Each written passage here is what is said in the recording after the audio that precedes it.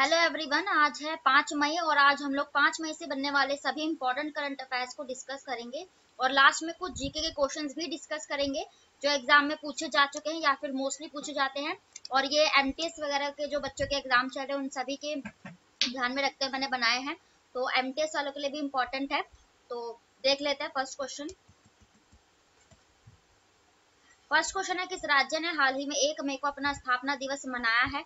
तो ये both A and B, Gujarat और महाराष्ट्र, ये दोनों ही जो राज्य है हमारे, तो ये दोनों ही मनाते हैं अपना फाउंडेशन डे 1 मई को, क्योंकि 1 मई 1960 में ही इनकी स्थापना हुई थी और इस बार इन्होंने 63वां जो है अपना फाउंडेशन डे स्थापना दिवस मनाया है। गुजरात और महाराष्ट्र, गुजरात की राजधानी क्या है? तो ये हो जाएगी गांधीनगर और महाराष्ट्र की हो जाएगी मुंबई, जो भारत की आर्थिक राजधानी भी है। गुजरात के मुख्यमंत्री ये है भूपेंद्र पटेल और महाराष्ट्र के मुख्यमंत्री एकनाथ शिंदे हैं। और अब दोनों से हम जो है ना करंट अफेयर्स का कुछ जीके कवर करेंगे। तो गुजरात जो है इस पर्व को अपने गौरव दिवस के रूप में मनाता है। गुजरात की बात करें तो हाल ही में गुजरात में हनुमान जयंती पर हनुमान जी की सबसे बड़ी मूर्ति का जो अनावरण है अमित शाह ने गुजरात में ही किया था। स्टैचू ऑफ यूनिटी गुजरात में ही है, जिसकी लंबाई 182 जो है मीटर है टोटल।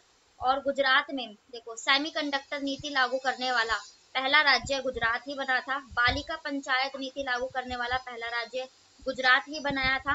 और गुजरात जो खेल जो नीतियां हैं, खेल मंत्री की जो बैठक हुई थी वो पिछले साल गुजरात में ही हुई थी। ठीक है, तो ये गुजरात से हाल ही के जो है करंट अफेयर्स थे। और ये महाराष्ट्र की बात करेंगे तो महाराष्ट्र में अभी एक काला घोड़ा कला फेस्टिवल जो आर्ट से रिलेटेड होता है वो बहुत चर्चे में था, वो मनाया गया था। और महाराष्ट्र की जो है लोकपाल बिल पहली बार कोई राज्य लोकपाल बिल लाने वाला पहला राज्य महाराष्ट्र बना है। ठीक है, और एक रंग उत्सव ये महाराष्ट्र में ही मनाया जाता है। महाराष्ट्र की राजधानी मुंबई में ही मैंने आपको बताया था एक हमारा ईरान के साथ जो है ना बंदरगाह है, चाबहार बंदरगाह ईरान का, तो जिसको बनाने में भारत का सहयोग है। तो इसके लिए जो मीटिंग हुई थी वो महाराष्ट्र की मुंबई में ही हुई थी। ये महाराष्ट्र के कुछ फैक्ट है। ठीक है, इसको मैप से डिस्कस करेंगे ताकि कुछ अदर जीके भी कवर हो सके। तो यहाँ पर ये गुजरात की लोकेशन पड़ जाती है और इसके यहाँ पर नीचे महाराष्ट्र की लोकेशन पड़ जाती है। दोनों ही जो है तटीय सीमा वाले हैं, क्योंकि ये जो अरेबियन सागर है ये यहाँ पर पड़ जाता है, तो ये समुद्र तट सीमा वाले राज्य है भारत के। और गुजरात की बात करें तो गुजरात का तो जो ये वाला क्षेत्र आपको दिखाई दे रहा है ये वाला, तो ये सौराष्ट्र के नाम से जाना जाता है। यहाँ पर आपको सोमनाथ द्वारका और कांडला ये सब चीजें जो है दिखाई देगी। तो अरेबियन सागर यहाँ है और गुजरात के जो दमन एंड दीव की लोकेशन इसके यहाँ पर ये कौन सी खाड़ी पड़ती है गुजरात के? ये खंबात की खाड़ी है। और जो ये वाले क्षेत्र में पड़ती है ये कच्छ की खाड़ी पड़ती है। पूछा जाता है कांडला बंदरगाह कहाँ स्थित है, मैंने कराया है। तो कांडला बंदरगाह यहाँ पर इस तरफ स्थित है जो कच्छ की खाड़ी के यहाँ पर आएगा। ठीक है, कंफ्यूजन के लिए आपको ये दे दिया जाता है खंबात की खाड़ी, लेकिन कांडला यहाँ पर स्थित है। कांडला बंदरगाह ही स्वतंत्र भारत का पहला बंदरगाह था, इसलिए इंपॉर्टेंट है। ठीक है, तो ये सारी चीजें हो जाती है। अब महाराष्ट्र के यहाँ पर ही छोटा सा राज्य ये गोवा पड़ जाता है ना, और कर्नाटक के बीच में, तो ये पूछा जाता है ये भी तट सीमा साझा करता है। ठीक है, और मुंबई महाराष्ट्र की राजधानी है। एक जो आईआईटी मुंबई है ये इसने बताया था कि जो मुंबई है 2 mm की दर से जो है ना प्रतिवर्ष डूब रही है। ठीक है, तो ये महाराष्ट्र की लोकेशन पड़ जाएगी यहाँ से, गुजरात हो गया। और अब हम अदर फैक्ट डिस्कस करेंगे अदर ऑप्शंस के जो जिन्होंने स्थापना दिवस मनाया है। तो ओडिशा ओडिशा ने अभी 1 अप्रैल को ही अपना स्थापना दिवस मनाया है। ये रज उत्सव या रज पर्व के रूप में मनाती है अपना स्थापना दिवस। 1936 में इसकी स्थापना हुई। राजधानी भुवनेश्वर है इसकी। और नवीन पटनायक मुख्यमंत्री। अभी 30 मार्च को किसने अपना स्थापना दिवस मनाया? ये राजस्थान ने मनाया है। 1949 में इसकी स्थापना हुई। और बिहार ने भी 22 मार्च को अपना स्थापना दिवस मनाया है। बिहार की स्थापना 1912 में की गई थी। ठीक है, तो ये अभी कुछ चर्चे में थे राज्य जिन्होंने अपना स्थापना दिवस हाल ही में मनाया है। अब देखते हैं हम नेक्स्ट क्वेश्चन। नेक्स्ट क्वेश्चन है, हाल ही में प्रतिष्ठित गोल्डन ग्लोब रेस को पूरा करने वाले भारतीय कौन बने हैं? तो पहले तो इसका राइट आंसर हो जाएगा अभिलाष टोमी। और गोल्डन ग्लोब रेस आपने सुना होगा। गोल्डन ग्लोब रेस का क्या मतलब है कि गोल्डन ग्लोब एक जो है नाव के जरिए जो है समुद्र के रास्ते से पूरी दुनिया का चक्कर लगाने की रेस होती है। टोटल 48,000 किलोमीटर की ये रेस थी जो 236 घंटे तेज 236 दिन 14 घंटे और 46 मिनट में ये है आशीष टॉमी, अभिलाष टॉमी, इन्होंने जो है पार की है। तो ये गोल्डन ग्लोब रेस है, ग्लोब माने कि पृथ्वी का चक्कर लगाना, किसके नाव से, नाव के जरिए और समुद्र के रास्ते से, तो ये बन गए हैं। ठीक है, अब हम देखेंगे अदर ऑप्शन जिन्होंने ऐसे ही कुछ रेस या कुछ इंपॉर्टेंट चर्चे में रहे हो, जैसे निकोल फॉक्स। तो निकोल फॉक्स मैंने कराया है, ये नासा जो अमेरिका की स्पेस एजेंसी है, इसमें पहली जो महिला है ये साइंटिस्ट चीफ बनी है, निकोल फॉक्स। मिहिर सेन की बात करें तो इंग्लिश चैनल, मैंने आपको बताया फ्रांस और इंग्लैंड के बीच में है इंग्लिश चैनल की लोकेशन, लगभग 34 जो किलोमीटर है, 34,000 किलोमीटर इसकी लंबाई है। तो ये मिहिर सेन ने पहली बार ये पार किया था इंग्लिश चैनल।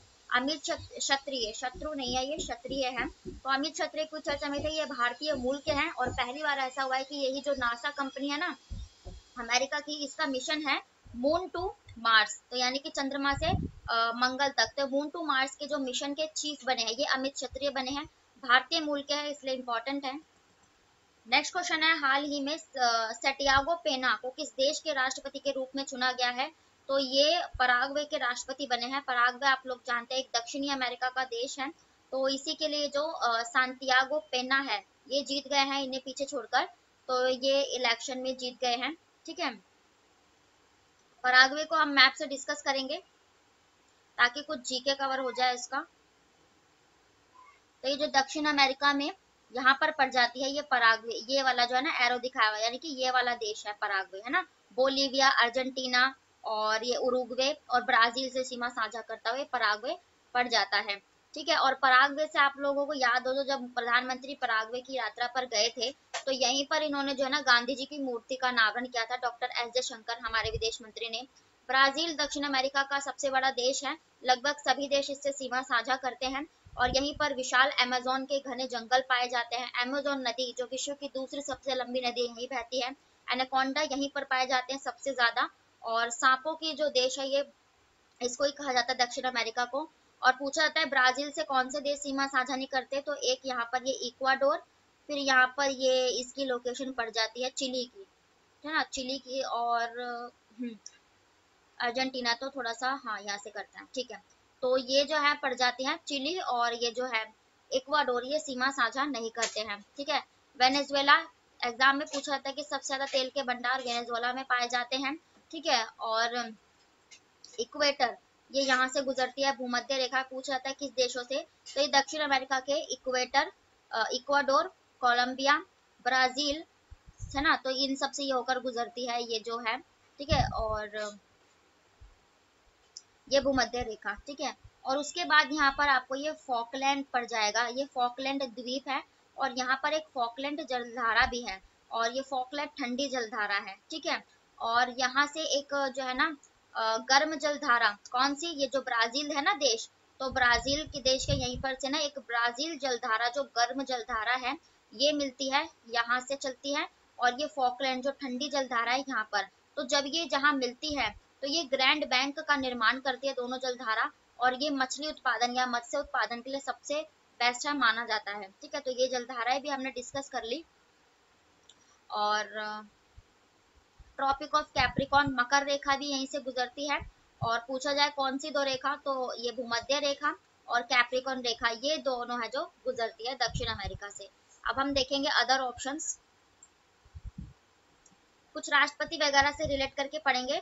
तो नेपाल के अभी कौन से बने हैं, तो रामचंद्र मिश्र पौडेल, रामचंद्र पौडेल जो है, ऐसा ही नाम है इनका पौडेल। तो रामचंद्र पौडेल नेपाल के अभी जो है राष्ट्रपति नियुक्त किए गए थे। और पराग्वे हो गया, श्रीलंका आप लोग जानते हैं आर्थिक क्राइसिस से गुजर रहा था, उसके बाद ये जो रानिल विक्रम सिंघे है, रानिल विक्रम सिंघे पहले यहाँ के प्रधानमंत्री थे लेकिन अब राष्ट्रपति बन गए श्रीलंका के। दिनेश गुणवर्धन यहाँ के प्रधानमंत्री।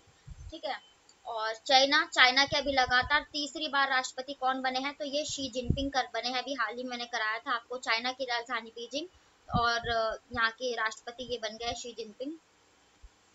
नेक्स्ट क्वेश्चन है, किस देश ने चैटबैट जीपीटी के साथ प्रतिस्पर्धा करने के लिए गीगा चैटबैट लॉन्च किया है, तो ये रशिया ने लॉन्च कर दिया है।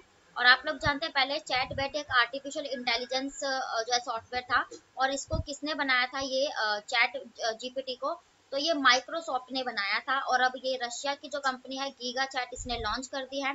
आर्टिफिशियल इंटेलिजेंस बेस्ड है ये। तो रशिया की बात आई, रशिया की राजधानी हो जाएगी मॉस्को, और रशिया की जो राष्ट्रपति है ये हो जाएंगे व्लादिमीर पुतिन, अभी बहुत चर्चे में है। और रशिया से हाल ही के करंट अफेयर डिस्कस के, तो रशिया ही जो है ना हमारे भारत को सबसे ज्यादा तेल आपूर्ति करता यानी कि देने वाला अब देश जो है ये रशिया बन गया है। ठीक है, तो ये सारी चीजें। और हमने AK-203 राइफल के लिए रशिया के साथ समझौता किया हुआ है, जिसका जो निर्माण है उत्तर प्रदेश के फैक्ट्री में निर्माण हो रहा है इसका। ठीक है, और अब हम देखेंगे अदर ऑप्शंस। जैसे इसराइल ने अभी क्या लॉन्च किया इंपॉर्टेंट, तो ओफेक 13 नाम का इसने उपग्रह सैटेलाइट लॉन्च किया, और एक के जासूसी उपग्रह है। ठीक है, इसराइल की राजधानी यरूशलेम, और बेंजामिन नेतन्याहू यहाँ के प्रधानमंत्री है। भारत ने भी क्या लॉन्च किया, तो भारत ने भी ब्रिटेन की वन वेब कंपनी के साथ मिलकर एक रॉकेट लॉन्च किया, जिसमें 136 सैटेलाइट जो है लॉन्च की गई है। ठीक है, और केन्या की बात करें तो केन्या ने एक टाइफा नाम का जो है सैटेलाइट लॉन्च किया था केन्या ने अभी हाल ही में। ठीक है, और रशिया तो हो ही गया। अब देख लेते हैं हम नेक्स्ट क्वेश्चन।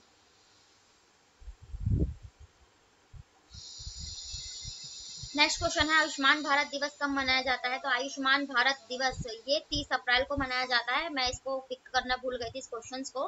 तो 30 अप्रैल को आयुष्मान भारत दिवस मनाया गया है, क्योंकि इसकी जो स्थापना है भारत जो है आयुष्मान भारत की जो 2018 30 अप्रैल 2018 में की गई थी, और इसे प्रधानमंत्री जन आरोग्य योजना के भी नाम से आप जानते हैं, मोदी जी ने लॉन्च की थी। तो पीएम जन आरोग्य योजना, इसमें जो है ना 5 लाख तक का आपका जो है बीमा कवर किया जाता है, स्वास्थ्य बीमा। तो ये सबसे बड़ी योजना थी हमारी स्वास्थ्य योजना आयुष्मान भारत। ठीक है, अब हम देखेंगे अदर ऑप्शंस को, हमने कौन से डे सेलिब्रेट किए हैं। तो ये 22 अप्रैल को हमने क्या मनाया है, तो ये हम अर्थ डे मनाते हैं 22 अप्रैल को। और 22 को इसके बार की थीम थी इन्वेस्ट इन अवर प्लेनेट। और 22-22 का मैंने आपको सीक्वेंस याद रखने के लिए कहा है कि 22 अप्रैल को अर्थ डे, और अभी जो 22 मई आएगा इसमें हम बनाएंगे 22 अप्रैल में बायोडाइवर्सिटी डे, शायद ये जो है मनाया जाएगा 22 मई को। ठीक है, और हो गया। अब 30 अप्रैल हमने कर ही लिया। 25 अप्रैल को हमने मलेरिया डे, वर्ल्ड विश्व मलेरिया दिवस मनाते हैं। 1 मई को हमने क्या मनाया है, तो लेबर डे यानी कि मजदूर डे मनाते हैं। ठीक है,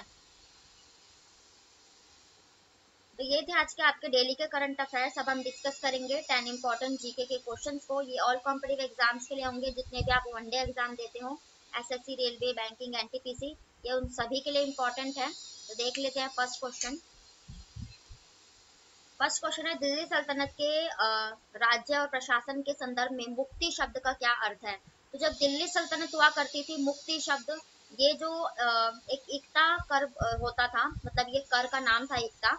तो ये उनके जो भूमि धारक होते थे ना, उनको मुक्ति कहा जाता था। और दिल्ली सल्तनत मैंने आपको बताया है कि 1200 के तक जो काल था दिल्ली सल्तनत थी, और 1200 से 1526 तक का, क्योंकि आप लोग जानते हैं 1526 में पानीपत का पहला लड़ाई हुई, और इब्राहिम लोदी और ये बाबर के बीच, इसमें बाबर की जो है विजय हुई थी, जिसके बाद मुगल शासन आ गया था। तो दिल्ली सल्तनत 1200 से 1500 के काल के बीच में कही जाती है। नेक्स्ट क्वेश्चन है, किसे लोकप्रिय रूप से भारत के तोते के रूप में जाना जाता है। तो आपको पता ही होगा, अमीर खुसरो को जो है ये जाना जाता है, और ये भारत के तोते हिंद के नाम से जाने जाते हैं। तो ये जो अमीर खुसरो थे, ये किसके दरबारी कवि थे। तो उन्होंने बहुत सारे जो है शासकों का शासनकाल देखा था, जिसमें गयासुद्दीन तुगलक थे, और फिर सबसे इम्पोर्टेंट ये अलाउद्दीन खिलजी, जलालुद्दीन खिलजी, और बलबन, इनके काल के ये जो है मोस्ट इम्पोर्टेंट है, ये कवि थे। ठीक है, तानसेन तो ये अकबर के शासन काल के थे, है ना। देखते हैं नेक्स्ट क्वेश्चन। नेक्स्ट क्वेश्चन है, भारतीय संविधान के निर्माता ने किस संविधान से स्वतंत्रता, समानता और बंधुत्व का जो है सिद्धांत लिया है। तो स्वतंत्रता, समानता और बंधुत्व ये हमने फ्रांस के संविधान से लिया है, मैंने पहले भी कराया आपको। ठीक है, जर्मनी, तो हमने जितने भी आपातकालीन सर्विसेज है, आपातकालीन की जो प्रावधान जर्मनी से लिए। अमेरिका से हमने भारत का एक राष्ट्रपति होगा, और मौलिक अधिकार, भारत की प्रस्तावना। ठीक है, और ये सारी चीजें हमने अमेरिका से ली है। ऑस्ट्रेलिया से हमने प्रस्तावना की क्या भाषा होगी ये ली थी। नेक्स्ट क्वेश्चन है जिसे अर्थ क्यूब्स के अध्ययन के रूप में जाना जाता है। अर्थ क्यूब्स नहीं, अर्थ क्वेक्स यानी कि भूकंप। आप लोग जानते हैं सिस्मोलॉजी को भूकंप विज्ञान के रूप में जाना जाता है। कैलीग्राफी जो सुंदर hand writing, beautiful hand writing, उसके लिए जाना जाता है। पल्मोनोलॉजी ये फेफड़ों के जो अध्ययन होता है उसके लिए। एंथ्रोमोलॉजी जो मानव का पुराना इतिहास होता है उसके लिए इम्पोर्टेंट है।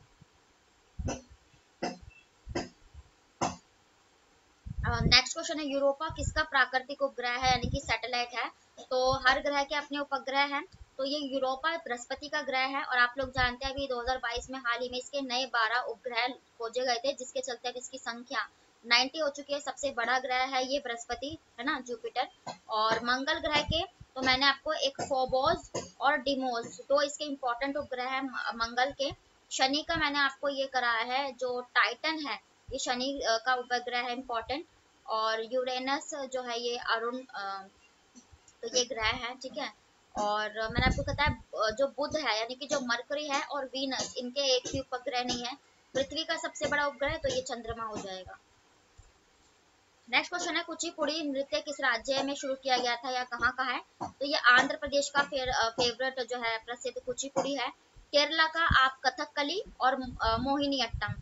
जम्मू कश्मीर का एक राउफ आपने सुना होगा, तो ये राउफ जम्मू कश्मीर से। तमिलनाडु का most important Bharatanatyam. Next question है झांसी की रानी का मकबरा किस राज्य में स्थित है। तो झांसी की रानी का जो मकबरा है ये राजस्थान। और राजस्थान नहीं, सॉरी, ये उत्तर प्रदेश हो जाएगा। उत्तर प्रदेश में मध्य प्रदेश, सॉरी ये गलत है।